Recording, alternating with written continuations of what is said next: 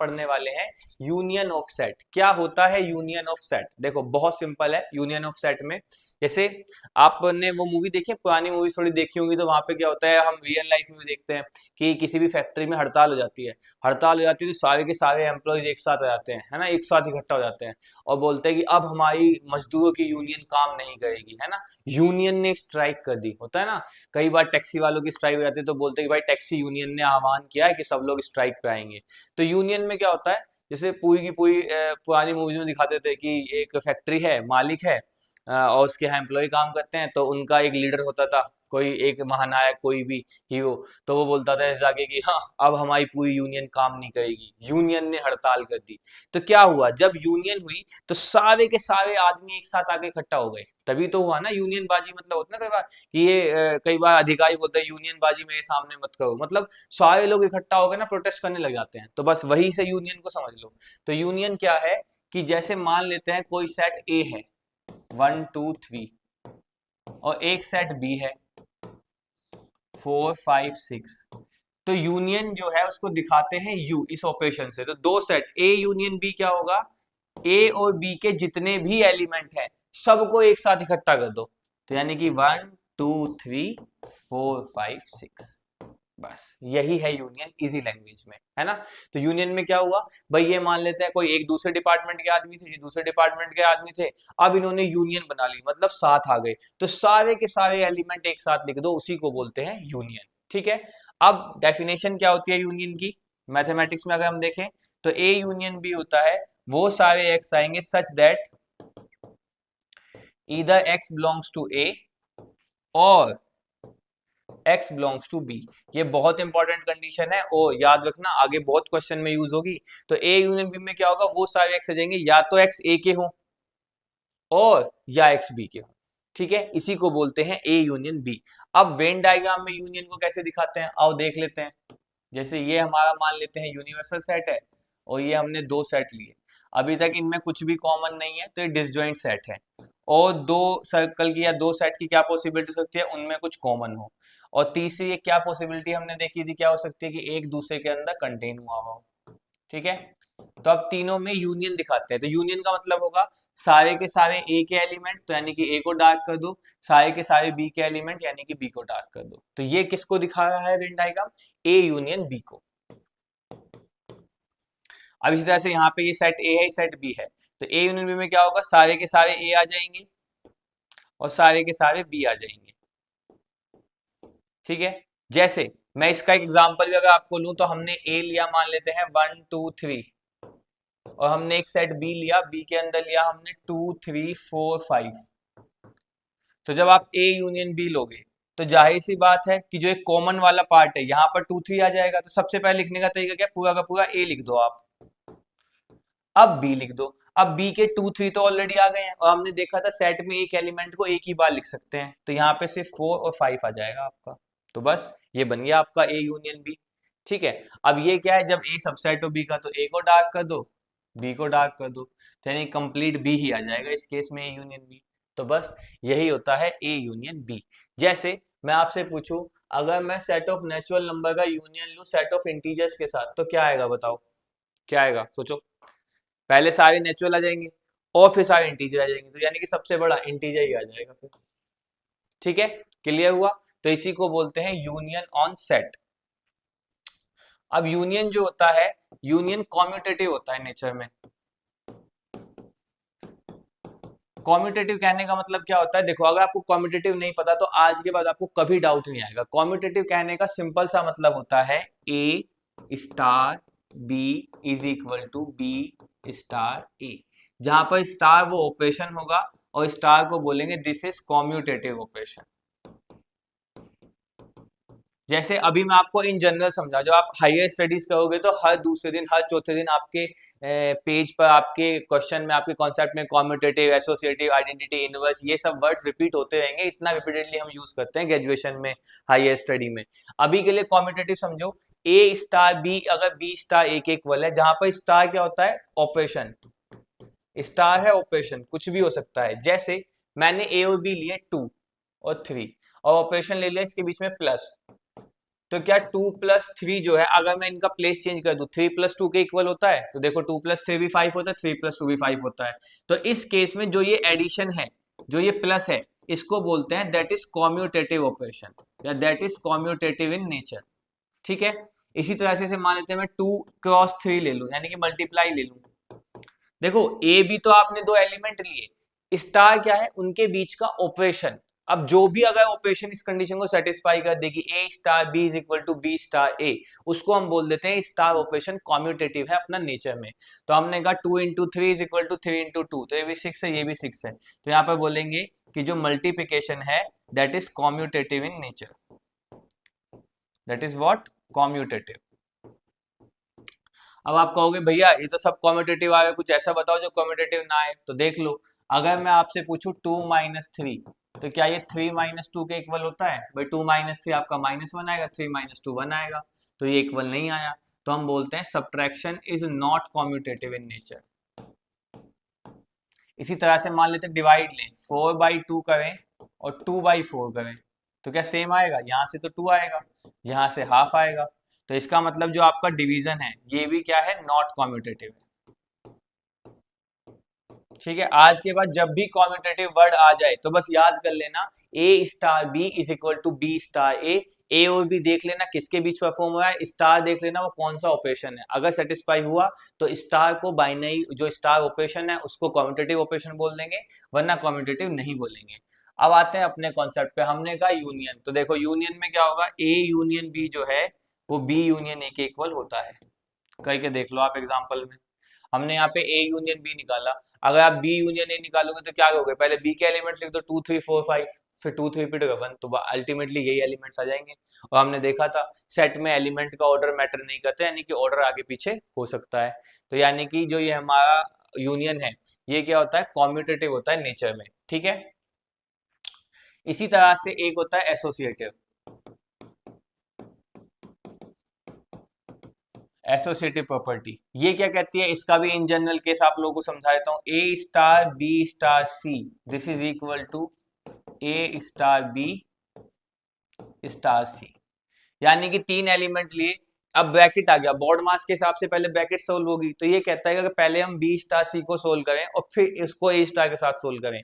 अगर वो सेम आ रहा है पहले ए और बी को सोल्व करें और फिर उसको सी के साथ सोल्व करें, तो इस केस में इस स्टार ऑपरेशन को हम क्या बोल देते हैं, एसोसिएटिव। जैसे मैं आपसे कहूं 2+3+5, क्या ये सेम है 2+3+5 के? पहले ब्रैकेट सोल्व करो, 5 3 8 और 2 10, उधर करो पहले 2 3 5 और 5 10, तो इस केस में जो एडिशन है उसको बोल देंगे कि ये ऑपरेशन जो है एसोसिएटिव है नेचर में। ये ऑपरेशन क्या है, एसोसिएटिव है आपके इन नेचर। ठीक है। तो यहाँ पर जो हमारा कॉम्बिट ये यूनियन है ये भी क्या होता है, एसोसिएटिव होता है। अब देखो ए और बी एलिमेंट होते हैं, यहाँ पर हम रियल नंबर एडिशन ऑपरेशन की बात कर रहे थे तो हमने रियल नंबर लिए, यहाँ पर हम सेट की बात कर रहे हैं तो हम ए बी सी को सेट लेकर चल रहे हैं। ठीक है। तो ये हमारा क्या होता है, यूनियन जो है एसोसिएटिव भी होता है अपने इन नेचर में। ठीक है, क्लियर रहा। और यूनियन की क्या प्रॉपर्टी थी हमारे पास, हाँ इतना ही है हमारे पास यूनियन में। ठीक है, चलो एक दो प्रॉपर्टी और देख लेते हैं। अगर ए का यूनियन लिया जाए यूनिवर्सल सेट के साथ तो क्या आएगा बताना, अगर कोई भी सेट है उसका मैं यूनियन लूं यूनिवर्सल सेट के साथ तो क्या आएगा, ऑब्वियस सी बात है यूनिवर्सल सेट आएगा। अगर मैं ए का यूनियन लूं ए के साथ तो क्या आएगा, ए ही आएगा। अगर मैं ए का यूनियन लूं एम्प्टी सेट के साथ तो क्या आएगा, तो भी ए ही आएगा, है ना। ये सब बहुत बेसिक है, आई होप आपको क्रिस्टल क्लियर भी रहेगा। यूनिवर्सल सेट बड़ा होता है तो दोनों के यूनियन में बड़े वाला आ जाएगा, ए और ए के यूनियन में वापस से ए ही आ जाएगा। ए का यूनियन लो एम्प्टी सेट के साथ, तो यूनियन में सारे एलिमेंट लिखते हैं, तो पहले मैं ए के एलिमेंट लिख दूंगा सारे, 5 में कोई एलिमेंट ही नहीं होता तो वापस बेसिकली क्या आ जाएगा, ए ही आ जाएगा। ठीक है। चलो अब समझते हैं इंटरसेक्शन क्या होता है। पहला ऑपरेशन हमने समझ लिया है, अब दूसरा ऑपरेशन समझते हैं, इंटरसेक्शन ऑन सेट। इसमें बेसिकली उल्टा यू बना देते हैं। ठीक है, होता क्या है, सिंपल है, ए इंटरसेक्शन बी यानी कि common element of A and B, जो ए और बी के कॉमन एलिमेंट है वही उसके इंटरसेक्शन में आते हैं। जैसे मान लो मैंने ए बोला 1 2 3, और एक मैंने सेट बी लिया, 3 4 5। अब इन दोनों में कॉमन एलिमेंट क्या है, बताओ कॉमन एलिमेंट क्या है। तो कॉमन एलिमेंट है 3। तो ए इंटरसेक्शन बी में क्या आ जाएगा, आपका 3 आ जाएगा। क्या आ जाएगा, ए इंटरसेक्शन बी में 3 आ जाएगा। तो इसी को बोलते हैं ए इंटरसेक्शन बी, यानी कि उसमें आ जाता है कॉमन एलिमेंट 3। ठीक है। अब डेफिनेशन क्या होती है इसकी, आ जाओ डेफिनेशन समझ लेते हैं। ए इंटरसेक्शन बी कहता है x such that x belongs to A and x belongs to B। x किस में बिलोंग करता हो, A में बिलोंग करता हो, एंड x किस में बिलोंग करता हो, B में, यानी कि x दोनों में बिलोंग करता हो। याद करो यूनियन के केस में हमने और लिखा था, यहाँ पर हम एंड लिख रहे हैं। ठीक है, तो यही होता है हमारा A इंटरसेक्शन B। अब जैसे वेन डायग्राम से मैं आपको दिखाना चाहूं, तो ये यूनियन है, ये ए है, ये बी है। तो ऐसा कौन सा पार्ट है दोनों में आ रहा है, तो दोनों में जो पार्ट आ रहा है वो ये है। तो ये वाला पार्ट दिखाता है आपका ए इंटरसेक्शन बी को। ठीक है, चलो अब हम देखें अगर यहाँ पर, तो कुछ एग्जांपल देखें ए इंटरसेक्शन बी के। ठीक है, अब जैसे मान लेते हैं हमने एक सेट लिया ए 1 2 3 और एक सेट लिया बी 6 7।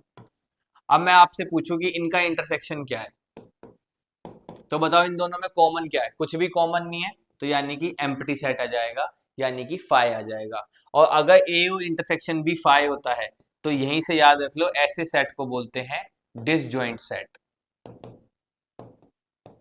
डिसजॉइंट सेट क्या होते हैं, जिन दो सेट के बीच में कुछ भी कॉमन ना हो। जैसे मैं set of even natural number ले लूं और set of odd natural number ले लूं, तो इवन और नेचुरल नंबर के सेट में 2 4 6 आ जाएंगे, ओड वाले में 1 3 5 आ जाएंगे, इनमें कभी कुछ आगे तक कॉमन नहीं आएगा। तो ऐसे सेट को बोलते हैं डिसजॉइंट सेट, जिनका इंटरसेक्शन क्या हो, फाई हो। ठीक है, चलो अब अगर हम देखें तो हमारा इंटरसेक्शन भी क्या होता है, कॉम्यूटेटिव होता है, यानी कि ए इंटरसेक्शन भी वही होता है जो बी इंटरसेक्शन ए आए। दूसरा हम देखें तो हमारा इंटरसेक्शन भी एसोसिएटिव होता है, यानी कि अगर पहले ए इंटरसेक्शन बी निकाल के उसका इंटरसेक्शन सी के साथ लूं, तो वो सेम आएगा, पहले मैं बी इंटरसेक्शन सी निकाल के फिर उसका इंटरसेक्शन ए के साथ लूं। तीसरा, अगर ए का इंटरसेक्शन यूनिवर्सल सेट के साथ लोगे तो क्या आएगा, ए ही आएगा। देख लो, यूनिवर्सल सेट में सारे एलिमेंट होंगे, ए में उससे कुछ कम होंगे, इंटरसेक्शन में क्या होंगे, जो ए वाले होंगे वही आ जाएंगे। ठीक है, अगर मैं ए का इंटरसेक्शन एम्प्टी सेट के साथ लूं तो क्या आएगा, ए में मान लेते हैं 1 to 10 एलिमेंट है, एम्प्टी में कुछ है ही नहीं, तो कॉमन में कुछ आएगा ही नहीं, तो फाइव आ जाएगा। और ए का इंटरसेक्शन ए के साथ क्या आता है, ए ही आ जाएगा। ठीक है, इन्हें आप एक छोटा मोटा एग्जांपल मान के भी क्लियर कर सकते हो, that's are quite simple and quite easy. ठीक है, तो इसी को बोलते हैं इंटरसेक्शन ऑफ सेट। चलो अब ये हो गया, जैसे हमने एक वेन डायग्राम से हम सबसेट वाला केस देखे, यूनियन है, ये ए है और ये ए पूरी तरह से बी के अंदर कंटेन है, तो इसका इंटरसेक्शन वाला पार्ट क्या आएगा, इंटरसेक्शन वाला पार्ट आएगा जो ये अंदर वाला ए है ना। कैसे पता करते हैं, देखो ए को ऐसे हाईलाइट किया, अब बी को थोड़ा दूसरे वाली स्ट्रेट लाइन से कर दो, है ना। तो जहां पर दोनों लाइन ने आपस में एक दूसरे को इंटरसेक्ट किया, वही वाला रीजन क्या कहलाता है, इंटरसेक्शन कहलाता है। तो डिसजॉइंट सेट का केस क्या होगा वेन डायग्राम में, डिसजॉइंट सेट का केस हो जाएगा ए अलग है बी अलग है। तो अब मुझसे कहा जाए ए इंटरसेक्शन बी दिखाओ, तो इसमें कुछ भी एलिमेंट में हाईलाइट कर ही नहीं पाऊंगा, क्योंकि डिसजॉइंट सेट में ए इंटरसेक्शन बी क्या होता है, आपका एम्प्टी सेट होता है। ठीक है, चलो बहुत बढ़िया। अब चलते हैं नेक्स्ट आपका सेट डिफरेंस पे। दो हमने पढ़ लिए हैं, अब हम देखते हैं सेट डिफरेंस क्या होता है। सेट डिफरेंस, तो सेट डिफरेंस होता है A set difference with B. इसमें कौन से एलिमेंट आते हैं, x such that x belongs to A हो but x doesn't belongs to B हो। ये होती है डेफिनेशन ए डिफरेंस बी की। जस्ट 1 सेकंड होल्ड कीजिए आप लोग।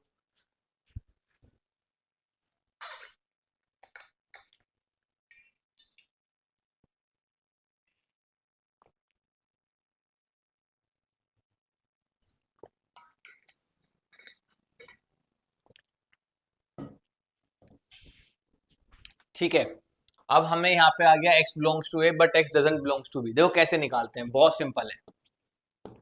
मान लो ए में एलिमेंट है 1 2 3 4 5, बी में एलिमेंट है 4 5 6 7। अब हमें निकालना है a माइनस बी। इसमें ना पहली बात तो पहले वाले सेट की बहुत इंपॉर्टेंस होती है। अब निकालते कैसे हैं, जैसे देखो मैं आपको ट्रिक मान लो या जो मेरा तरीका है, जैसे मैंने इसको अपने जब मैं पढ़ता था तब याद किया था, आज तक भी वैसे ही चलता है। a माइनस बी है तो a वाले सेट की प्रायोरिटी होती है, तो a को पकड़ लो। अब a का एक एलिमेंट उठाओ 1, और इसको उठाकर b के पास जाओ 1, तो 1 उठा के यहाँ पे आएगा, 1 यहाँ पे है नहीं, तो यानी कि b के किसी एलिमेंट से माइनस नहीं हुआ तो 1 आ जाएगा। ऐसे 2 को लेके जाओ 2 भी आ जाएगा, 3 को लेके जाओ 3 भी आ जाएगा। पर जब आप 4 को लेके जाओगे तो जैसे ही 4 को लेके b के पास पहुंचोगे, b के पास भी एक 4 मौजूद है, तो 4 से 4 कैंसिल हो जाएगा, नहीं आएगा। अब आप 5 को उठाओगे, 5 को लेकर b के पास आओगे, b के पास भी एक 5 मौजूद है, तो 5 माइनस 5 ऐसे अपने दिमाग में इमेज कर लो कि a के पास भी 5 b के पास भी 5, तो 5 माइनस 5 वो भी हट जाएगा, तो बस a माइनस b यही आएगा। तो देखो उसने क्या कहा था, वो सारे x जो x a में तो हो पर वो x b में ना हो। ये 1 2 3 a में तो है पर ये 1 2 3 b में नहीं है। अब अगर मैं यहीं पे आपसे पूछूं b माइनस a क्या होगा, तो बच्चे बहुत सिंपल है। अब बी वाले सेट को, पहले सेट को प्रायोरिटी देनी है हमें, तो पहले सेट को प्रायोरिटी देनी है, तो अब हो जाएगा x बिलोंग्स टू b तो हो but x doesn't belongs to a हो, तो b वाले सेट को प्रायोरिटी देनी है, तो b का एलिमेंट उठाओ 4 और लेकर a के पास जाओ, a के पास भी 4 मौजूद है, कट गया। b का एलिमेंट 5 उठाओ लेके जाओ, कट गया। 6 और 7 नहीं कटेंगे, तो 6 और 7 आ जाएंगे। ठीक है, तो बस यही होता है हमारा डिफरेंस, जिसमें क्या होता है a वो सारे एलिमेंट जो a में हो बट b में ना हो।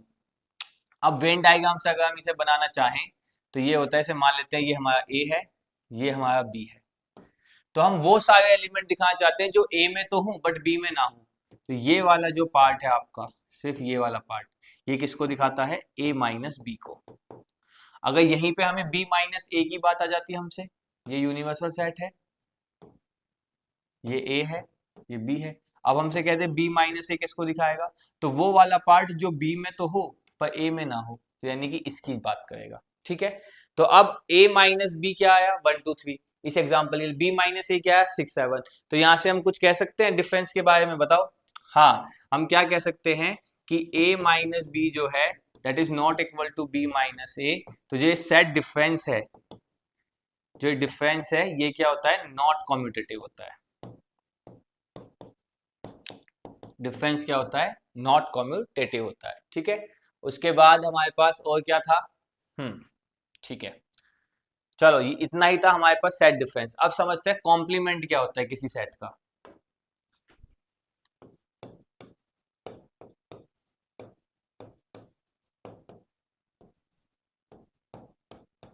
जैसे ही कॉम्प्लीमेंट वर्ड आ जाए, अब एक बात याद रख लेना, यूनिवर्सल सेट पिक्चर में आ जाएगा। बिना यूनिवर्सल सेट बताए हम कॉम्प्लीमेंट फाइंड कर ही नहीं सकते, ये बहुत इंपॉर्टेंट हो जाएगा। जैसे ही वो कॉम्प्लीमेंट कहे, कॉम्प्लीमेंट को दिखाते कैसे हैं, या तो ए पे डैश लगा देगा या फिर ए के ऊपर सी बना देगा छोटा सा, दोनों ही कॉम्प्लीमेंट की नोटेशन है। होता क्या है, बहुत सिंपल समझो, जैसे मान लो यूनिवर्सल सेट है जिसमें 1 2 3 4 5 ये एलिमेंट है, और एक सेट ए है जिसके अंदर एलिमेंट है 3 5, तो हमसे कहेगा ए का कॉम्प्लीमेंट बताओ, तो ए का कॉम्प्लीमेंट क्या होगा, देखो यूनिवर्सल सेट यहाँ पिक्चर में आ जाएगा, यूनिवर्सल सेट बहुत इंपॉर्टेंट है, तो ए का कॉम्प्लीमेंट क्या होगा, भाई ए में एलिमेंट आ गए 3 5, और मैंने कहा था यूनिवर्सल सेट सबसे बड़ा सेट होता है, अब आपको इसके बाहर नहीं सोचना होता अगर यूनिवर्सल सेट दे दिया जाए, तो अगर ए में आ गए 3 5, तो उसको छोड़कर जो भी एलिमेंट बचे यूनिवर्सल सेट के पास वो उसके कॉम्प्लीमेंट में आ जाएंगे, यानी कि 1 2 4। फिर से समझो एक बार, कॉम्प्लीमेंट क्या है, अगर ए हमारे पास एक सेट है, तो जो यूनिवर्सल सेट में, अब यूनिवर्सल सेट क्या सबसे बड़ा सेट होता है, जाहिर सी बात है भाई ए क्या होगा, ए सबसेट होगा यू का। भाई ए के अंदर एलिमेंट कहां से आएंगे, आए तो यूनिवर्सल सेट से होंगे, तो जिन यूनिवर्सल सेट के एलिमेंट को ए ले आया वो तो ए के हो गए, बचे हुए सारे एलिमेंट ए कॉम्प्लीमेंट के हो जाते हैं। ठीक है, तो यहाँ पर यूनिवर्सल सेट इंपॉर्टेंट है। अब जैसे मान लो मैं यूनिवर्सल सेट इसी वाले क्वेश्चन के लिए यूनिवर्सल सेट कर दूं 1 2 3 4 5 6 8 9, ये कर दूं। अब मैं आपसे पूछूं ए कॉम्प्लीमेंट बताओ, तो ए में थे 3 5, तो 3 5 को छोड़कर जो भी एलिमेंट है वो सभी के सभी किस में चले जाएंगे, ए कॉम्प्लीमेंट में चले जाएंगे। अच्छा, ए कॉम्प्लीमेंट का कॉम्प्लीमेंट निकालना, फिर से ए कॉम्प्लीमेंट को एक नया सेट मान लो और इसका कॉम्प्लीमेंट निकाल लो, तो क्या आ जाएगा, वापस से ए ही आ जाएगा। तो ये एक बहुत इंपॉर्टेंट प्रॉपर्टी होती है कि ए कॉम्प्लीमेंट का कॉम्प्लीमेंट क्या होता है, ए ही होता है। ए कॉम्प्लीमेंट का कॉम्प्लीमेंट क्या होता है, ए ही होता है। ठीक है, अब यहाँ पे यूनिवर्सल सेट पिक्चर में आ जाएगा, जैसे ही वो कॉम्प्लीमेंट का जिक्र करेगा यूनिवर्सल सेट पिक्चर में आ जाएगा। तो यहाँ पे डेफिनेशन क्या लिखते हैं कॉम्प्लीमेंट की, तो कॉम्प्लीमेंट की डेफिनेशन होती है वो सारे x such that x belongs to U minus A.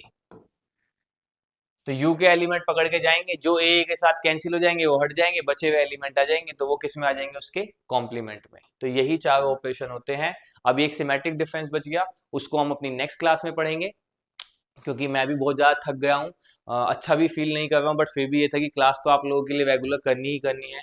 तो थोड़ा टायर्ड था, थोड़ा सा आज एनर्जी भी डाउन है, पर कोई बात नहीं, सब तो चलता रहता है। ठीक है, मैं हमेशा एक बात सोचता हूँ कि करने के लिए सिर्फ एक वजह काफ़ी होती है, और ना करने के लिए तो बहुत बहाने हैं कि गर्मी है, लाइट नहीं है, लाइट तो चल रहा है बट गर्मी है, एसी नहीं है, तो इतने पसीने आ रहे हैं, तबीयत ठीक नहीं है, डाउन है, ऑफिस जाना है, आना है, काम है, अपने काम है, हेल्थ ठीक नहीं है, ये सब बहाने हैं। करने के लिए सिर्फ एक वजह है कि बच्चों के लिए वीडियो डालनी है, तो मतलब डालनी है, तो बस उसी एक वजह से मैं आप लोगों के सामने आ गया था पढ़ाने के लिए। तो चलिए आज की क्लास को यहीं पे समाप्त करते हैं। Thank you very much, have a good day. अगली क्लास में हम क्या पढ़ेंगे, अगली क्लास में हम पढ़ेंगे सिमेट्रिक डिफरेंस पढ़ेंगे और बचे हुए सेट को खत्म करने की कोशिश करेंगे। ठीक है, प्रैक्टिकल प्रॉब्लम्स की तरफ चले जाएंगे जहां से क्वेश्चन आते ही आते हैं। ठीक है, चलो तो फिर आज की क्लास को यहीं पे समाप्त करते हैं। Thank you very much, have a good day, good night, tata bye bye, खुश रहो, मस्त रहो, पढ़ते रहो।